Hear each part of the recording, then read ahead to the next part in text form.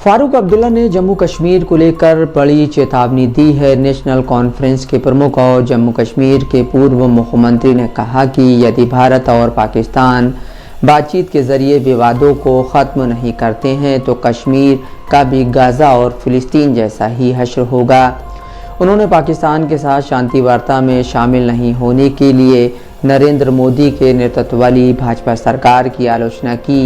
पत्रकारों से बातचीत में अब्दुल्ला ने पूर्व प्रधानमंत्री अटल बिहारी वाजपेयी का जिक्र करते हुए कहा, हम अपने दोस्त बदल सकते हैं लेकिन अपने पड़ोसी नहीं, और इस बात पर जोर दिया कि अगर मैत्रीपूर्ण संबंध बनाए रखे गए तो भारत और पाकिस्तान दोनों समृद्ध होंगे।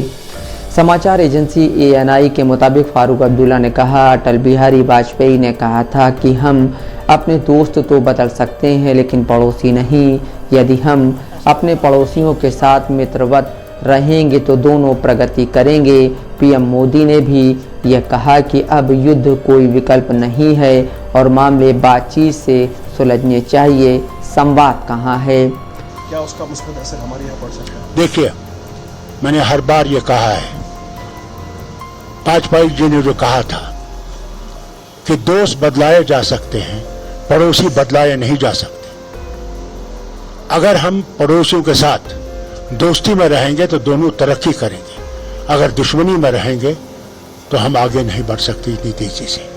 फिर मोदी जी का है बयान, प्रधानमंत्री का, कि war is not an option now. अब बातचीत से मसले हल करने हैं। कहाँ है वो बातचीत? आज इमरान खान छोड़ दीजिए, आज नवाज शरीफ वहां के वजीर आजम बनने वाले हैं। वो चिल्ला चिल्ला के कहते हैं हम बात करेंगे। क्या वजह है कि हम बातचीत के लिए तैयार नहीं हैं? अगर बातचीत से हमने ये सुलझाया नहीं तो माफ़ी चाहता हूँ आपसे कहने का, हमारा भी वही हाल होगा जो आज गाज़ा का और पैलेस्टीनियन का हो रहा है, जिन पे आज बमबारी की जा रही है इजराइल की तरफ से। कुछ भी हो सकता है, अल्लाह ही जाने हमारा हाल क्या होगा। अल्लाह रहम करे हम।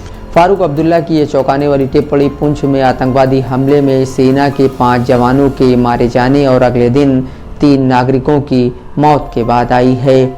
भारत और पाकिस्तान के बीच आज़ादी के बाद से ही रिश्ते ख़राब रहे हैं और युद्ध भी हो चुके हैं, लेकिन हाल में दोनों देशों के बीच 2019 से फिर से तनाव बढ़ गया है, जब एक आत्मघाती हमलावर ने भारतीय कश्मीर में 40 भारतीय अर्धसैनिक बलों को मार डाला था।